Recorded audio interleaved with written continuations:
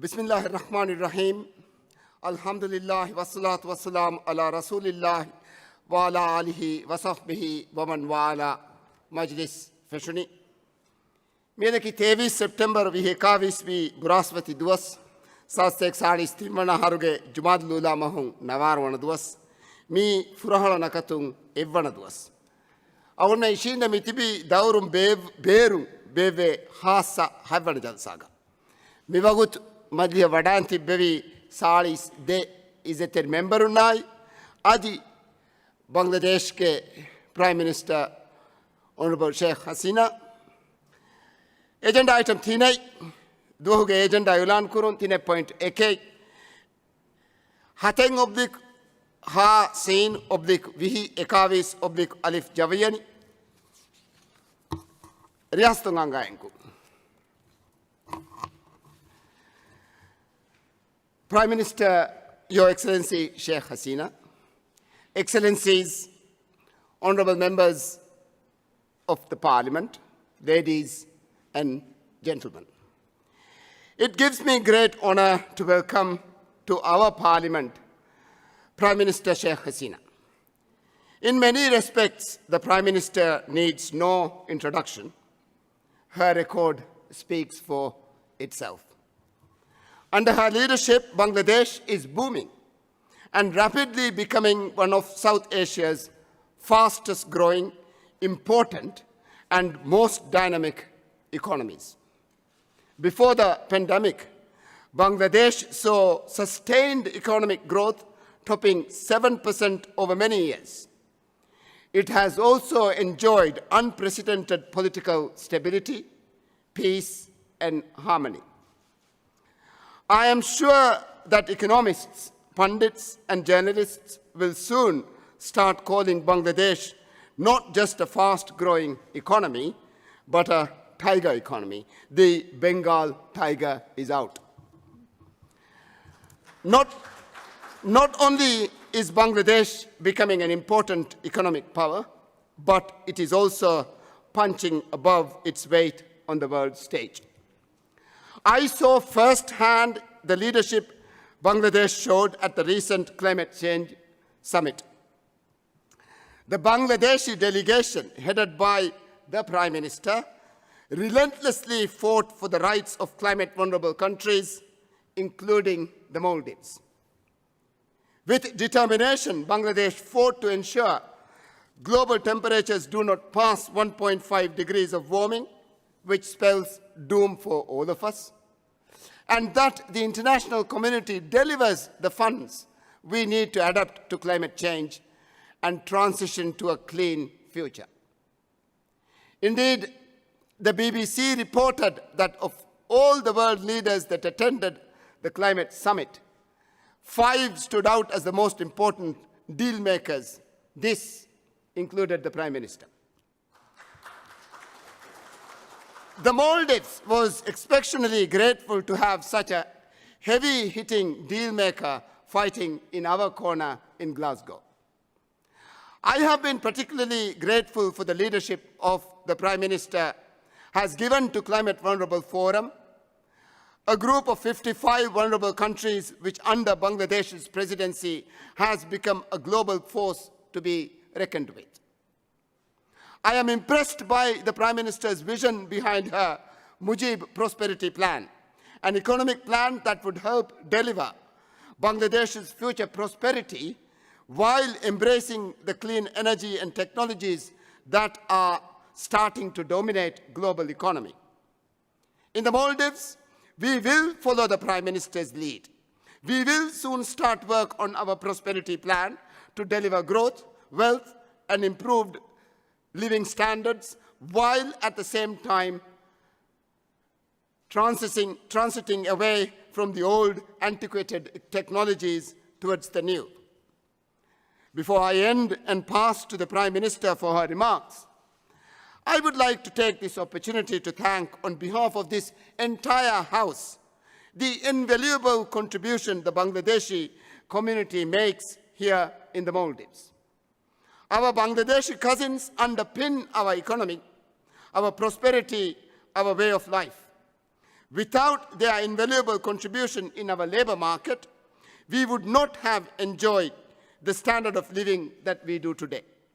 This is an important fact that as a nation, we should better appreciate. Prime Minister, you have shown tremendous leadership, wisdom, and intelligence, both in leading your own country and leading developing countries on the world stage. It is truly a delight to welcome you to the Maldives and honor to invite you to address the House. Prime Minister.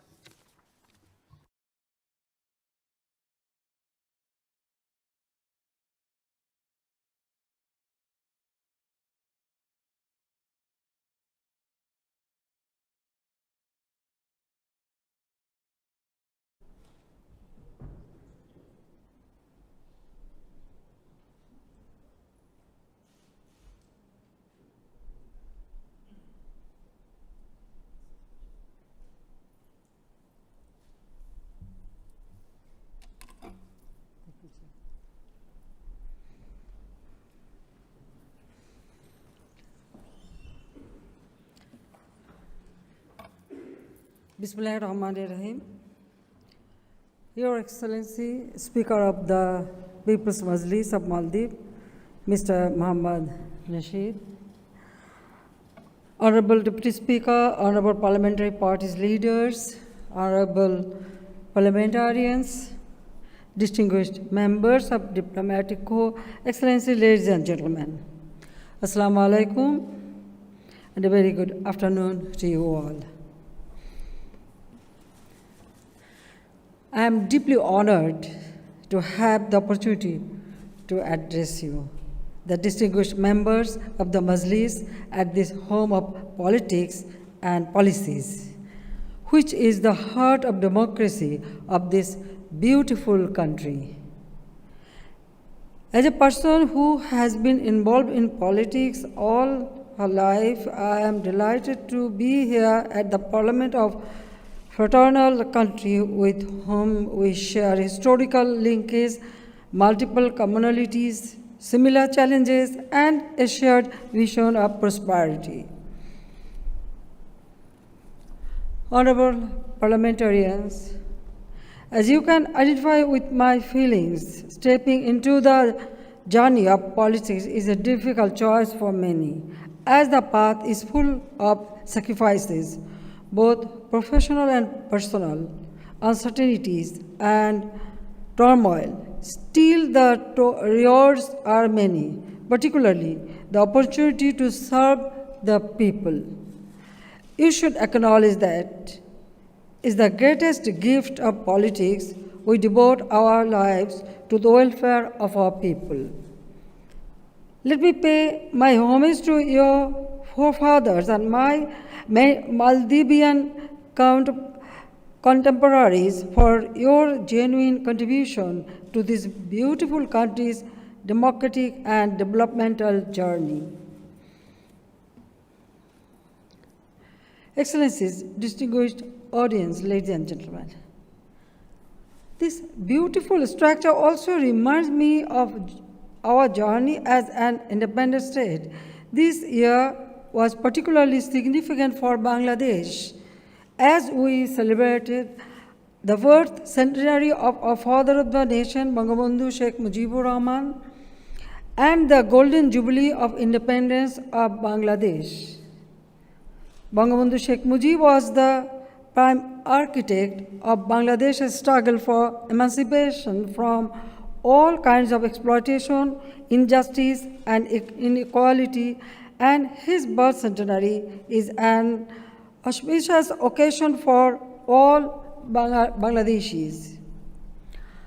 I take the opportunity to pay my homage to our father of the nation, Bangabandhu Sheikh Mujibur Rahman, who selflessly devoted his whole life for the cause of democracy, who selflessly devoted his whole life and also he suffered a lot. He wanted to establish a society free from hunger, poverty, deprivation, and injustice. On this month of victory, I also pay my tribute to the valiant freedom fighters, 3 million martyrs, 200,000 abused mothers and sisters for their supreme sacrifices during our War of Liberation in 1971.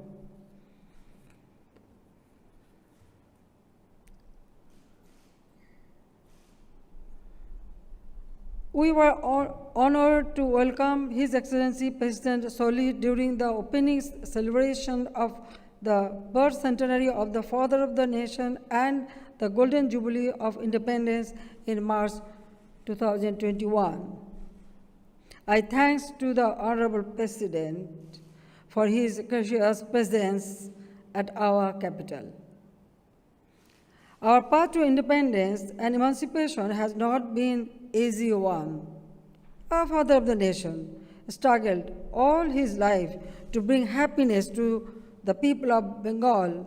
He spent about 13 years out of 24 years from 1947 to 1971 in jail with occasional intervals. As a children, we always missed our father. He was a great leader of our language movement, put forward the 6-point demands as a blueprint for economic emancipation of the people of then East Pakistan in 1966, suffered a falsely brought sedition case against him known as Agartala conspiracy case and was released from jail following mass protest known as the Mass Upsurge movement in 1969 and led the Awami League to a landslide victory in election held in 1970. When Pakistani military government refused to hand over power to the elected representatives, my father called non-cooperation movement, and on the 7th March 1971, he addressed a huge gathering and he gave a clarion call to the people to raise up and begin the struggle for independence. On 25th March, Pakistani military junta started genocide, started killing our people, killing, arsenal, looting, all these things. On 26th March, my father declared the liberation. Our people, inspired by his leadership, millions of Bengali from all walks of life joined the freedom struggle until we gained the ultimate victory on the 16th of December 1971. Because when he declared the independence, immediately he was arrested and he was taken to jail. He was actually taken to Pakistan and they put him, West Pakistan, in a jail. And he was sentenced to death. But within this time, when we achieved our victory, then there was tremendous pressure from international community. So Pakistani government, that time the military dictator was gone, the new government came to power and they released my father on 8th January 1972. On 10th January, he returned home.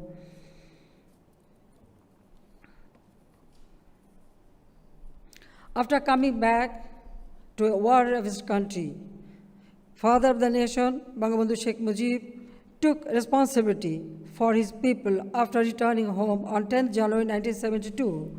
He started reconstructing and rebuilding the war-ravaged country and rolled on the wheels of its economy. He had sincerely taken care of the periphery peoples. He also achieved robust growth in the agriculture, health, education, and industry sectors. He had transformed a newborn country from rebels into a least developed country status within 3.5 years. Unfortunately, father of the nation, Bangabandhu Sheikh Mujib, was brutally murdered. He was assassinated on 15th August 1975, along with my family members. My mother, my 3 brothers, all of them are younger than me. My mother's name was Fazilatun Nisa. My brother, Captain Sheikh Kamal, he was a freedom fighter. My second brother, Lieutenant Sheikh Jamal, he was a freedom fighter.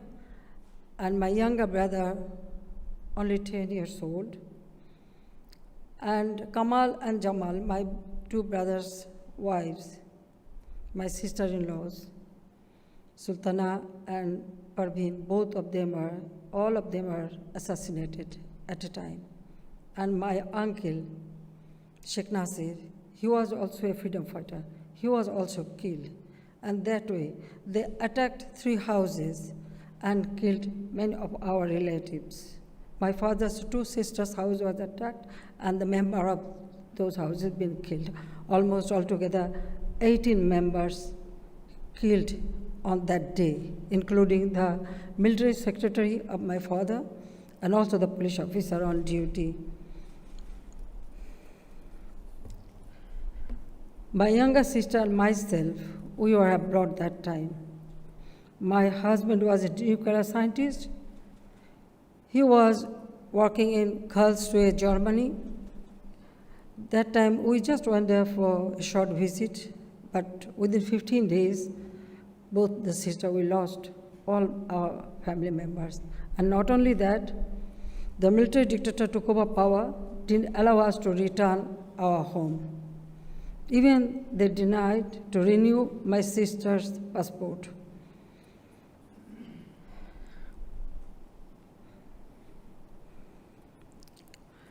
We spent 6 years in abroad as a refugee.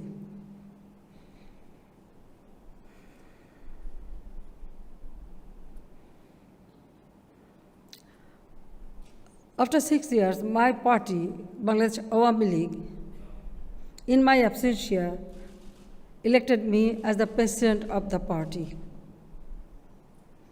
From my school life, I was very much involved in politics. I was the elected vice president of my college. But we were working for people. But I never thought that I will take such a big responsibility. But I thought that I should come back. But you will be surprised to know that the killers, they have not been punished. Rather, the indemnity ordinance was passed by the martial ordinance, and I had no right, not only me, all of other families, those who lost their nearest, dearest one on 15th August, we had no right to file any case or ask for justice. And the anti-liberation force and the killers of my parents, actually they were in power. But under that circumstances, I decided to return home. I knew that anything may happen to me, but I thought that the way my father wanted to build up the Bangladesh, it was not going in the right path, so I should do something for our people. That's why I took the risk. I returned home. But I suffered imprisonment several times, multiple assassination attempts on me, and much hardship. But well, I think it is Allah Rabbul Alamin saved me every time. So I'm trying my best to help my people. However, it is my greatest satisfaction that today Bangladesh has won acclaim for establishing democracy and pluralism. Because since 1975, there were 19 times there were a military coup. Many people been killed. That was the situation. People had no right. After 21 years, I formed government. For the first time, our people realized the government can serve people, government can work for people, and government is people's government. So now Bangladesh is, our democracy has been established, and democracy and pluralism we have established. Following our independence, Bangabandhu Sheikh Mujib laid down the foundation of the path to the socio-economic freedom of our country. Following his footsteps and inspired by this economic and political philosophy, I am happy to share that Bangladesh has achieved remarkable progress in the last decade. The average GDP growth registered in the previous few years has been more than 7%, while in 2019 to 20, just before the pandemic, our GDP growth rate was 8.2%. But unfortunately, because of this COVID, it has gone down. During the last decade, Bangladesh has also made remarkable progress in socio-economic indicators, including women empowerment, maternal and child health, life expectancy, population growth rate, sanitation, drinking water, primary education, and literacy. Excellency, ladies and gentlemen, in continuation of our development journey, we have to transform Bangladesh into a middle-income country by 2021.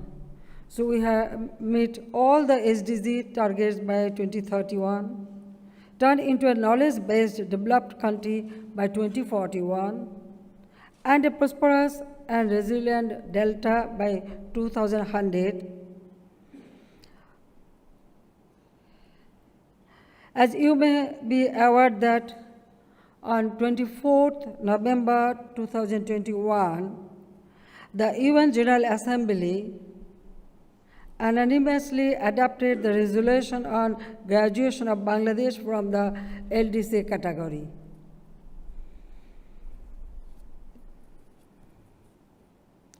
Bangladesh is now a US $411 billion economy, and it's ranked among the 34 largest economies of the world. However, development brings its own challenges. To cope with the situation that we will face after the withdrawal of the benefits we used to enjoy as the LDC, our focus will be on diversifying the economy and exploring new markets.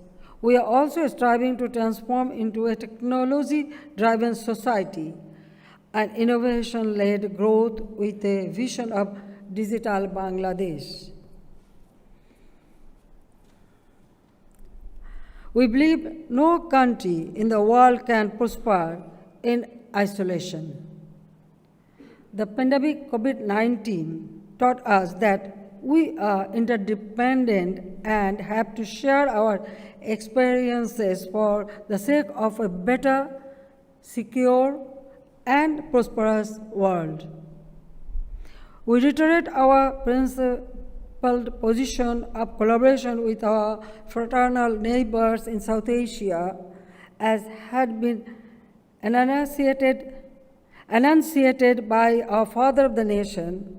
We are particularly encouraged to witness your development journey, your successful transition from LDC to a middle-income country, and we hope Bangladesh and Maldives would tap the complementarities. I also hope that our warm and friendly relations will further be consolidated. Bangladesh is thriving with possibilities and potentials. I call upon both the government and private sector of the Maldives to be our partner in the development journey in the next 50 years for mutual benefit.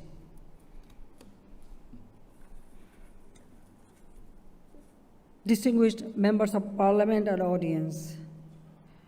2021 is a landmark year for Bangladesh-Maldives bilateral relations with the exchange of high-level visits, fruitful bilateral discussions among relevant authorities, and goodwill exchange of collaboration on many areas of bilateral interest. We firmly believe we would further consolidate our bilateral relations through further expansion of trade, investment, connectivity, tourism, and people-to-people contacts. I would like to conclude with the hope that our next 50-year journey will be even more fruitful and bringing meaningful changes to the lives of our people. I wish prosperity and happiness for the people of Maldives and its pioneering leaders. I thank you for offering me this honor to be here before you. Long live Bangladesh-Maldives friendships. Long live Bangladesh-Maldives friendship. Joy Bangla, Joy Bangabandhu, may Bangladesh live forever. Thank you very much for hearing me. Thank you.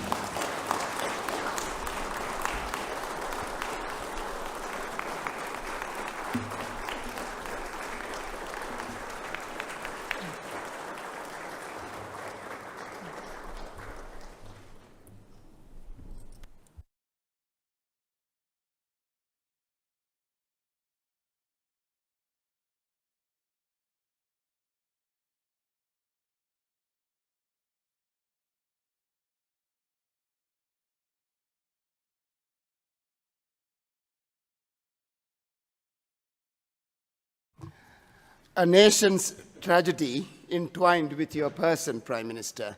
Against all odds, you have not only survived, but you are now leading your people to prosperity.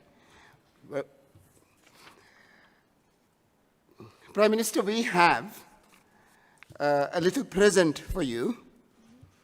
Maldives and Bangladesh ports, harbors, were always linked by our traders, always.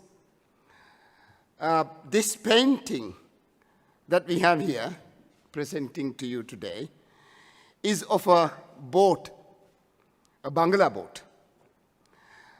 These boats have different names, but there is a specific boat, a Bengal Odi, which travels between Chittagong or Bangladesh, Bengal, and the Maldives. There is a season, if you don't do anything on the sea and leave the Maldives, you will only end up in Chittagong. May I present you the painting, Prime Minister? So kind of you.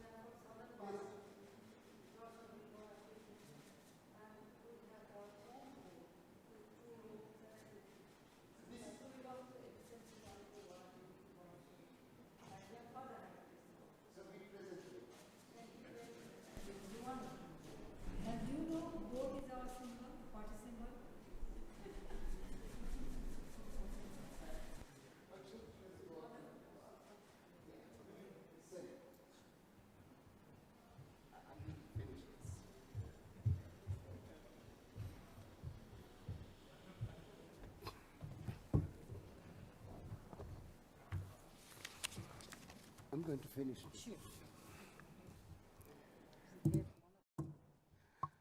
Walhamdulillahi Rabbil Alameen, Majlis Nimuni.